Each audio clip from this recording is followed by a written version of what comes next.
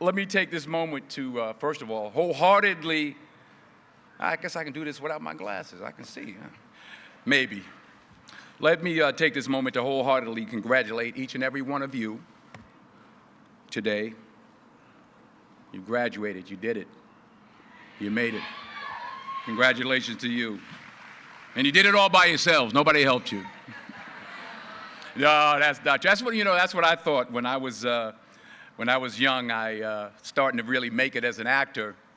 I came in, I talked to my mother. I said, "Ma, did you think that this was going to happen? I'd be so big and I'll be able to take care of everybody and I can do this and I can do that and I can." She said, "Boy, stop it right there, stop it right there, stop it right there."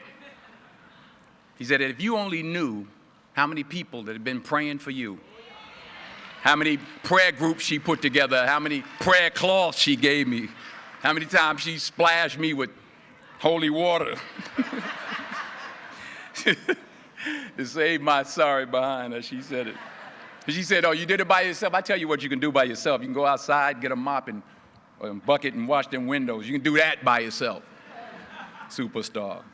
So I'm saying that to say I want to congratulate all the parents and friends and family and aunties and uncles and grandmothers and grandfathers and teachers and friends and enemies, all the people that helped you to get where you are today. Congratulations to you all.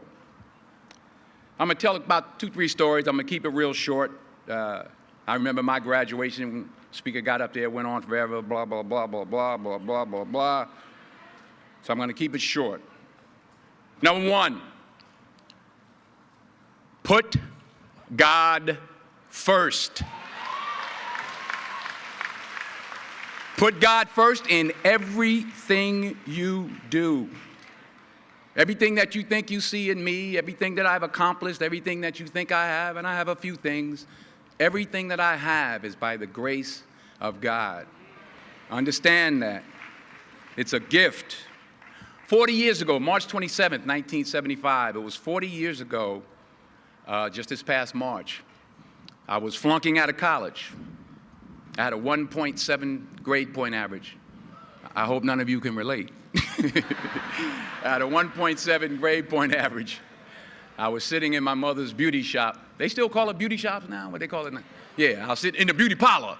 I was sitting in my mother's beauty parlor, and I'm looking in the mirror, and I see behind me this woman under the dryer. And every time she looked up, every time I looked up, she was looking at me, just looking me in the eye. And I didn't know who she was, and I said, she said, "Somebody give me a pen, give me a pencil. I have a prophecy." March 27, 1975, she said, "Boy, you are going to travel the world and speak to millions of people." Now, mind you, I was flunked out of college. I'm thinking about joining the Army. I didn't know what I was going to do, and she's telling me I'm going to travel the world and speak to millions of people. Well, I have traveled the world, and I have spoke to millions of people. But that's not the most important thing, the success that I had. The most important thing is that what she taught me and what she told me that day has stayed with me since. I've been protected. I've been directed. I've been corrected. I've kept God in my life, and it's kept me humble. I didn't always stick with him, but he always stuck with me. So stick with him in everything you do. If you think you want to do what you think I've done, then do what I've done and stick with God. Number 2, fail big. That's right. Fail big. Today is the beginning of the rest of your life, and it can be very frightening. It's a new world out there. It's a mean world out there, and you only live once. So do what you feel passionate about. Take chances professionally. Don't be afraid to fail. There's an old IQ test, was 9 dots, and you had to draw 5 lines with a pencil within these 9 dots without lifting the pencil. The only way to do it was to go outside the box. So don't be afraid to go outside the box. Don't be afraid to think outside the box. Don't be afraid to fail big, to dream big. But remember, dreams without goals are just dreams, and they ultimately fuel disappointment. So have dreams, but have goals. Life goals, yearly goals, monthly goals, daily goals. I try to give myself a goal every day. Sometimes it's just to not curse somebody out. Simple goals, but have goals. And understand that to achieve these goals, you must apply discipline and consistency. In order to achieve your goals, you must apply discipline, which you have already done, and consistency every day, not just on Tuesday and miss a few days. You have to work at it every day. You have to plan every day. You've heard the saying, we don't plan to fail, we fail to plan. Hard work works.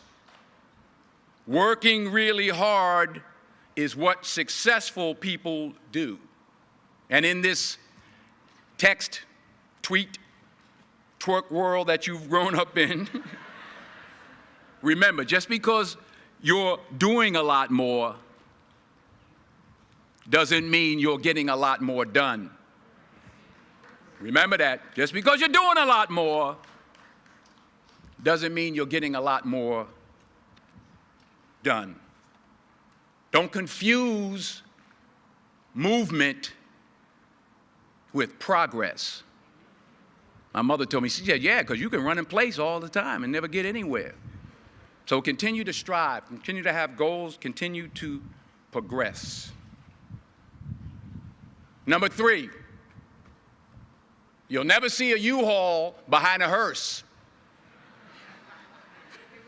I'll say it again.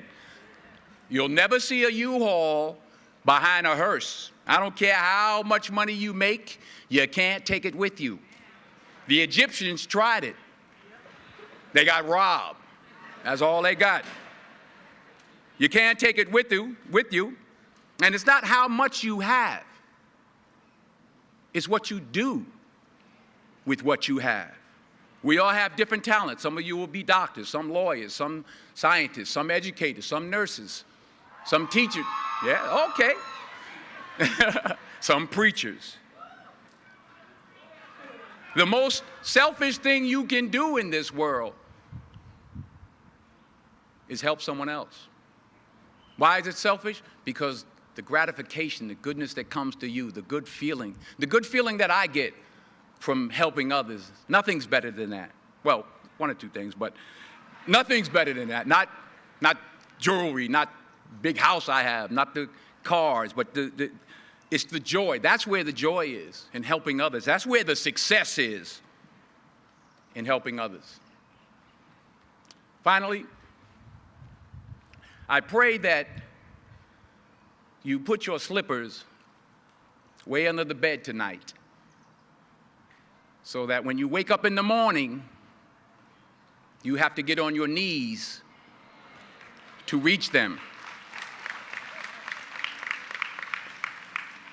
And while you're down there, say thank you for grace. Thank you for mercy. Thank you for understanding. Thank you for wisdom. Thank you for parents. Thank you for love. Thank you for kindness. Thank you for humility. Thank you for peace. Thank you for prosperity. Say thank you in advance for what's already yours. It's how I live my life. That's why I am, one of the reasons why I am today.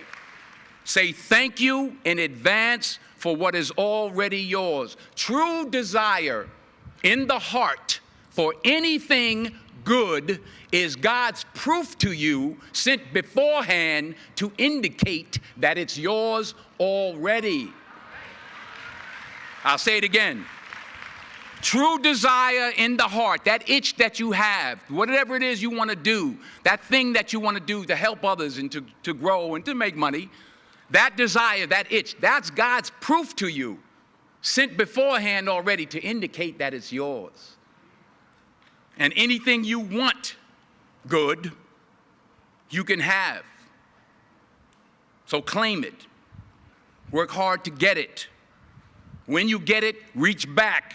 Pull someone else up. Each one, teach one. Don't just aspire to make a living. Aspire to make a difference. Thank you.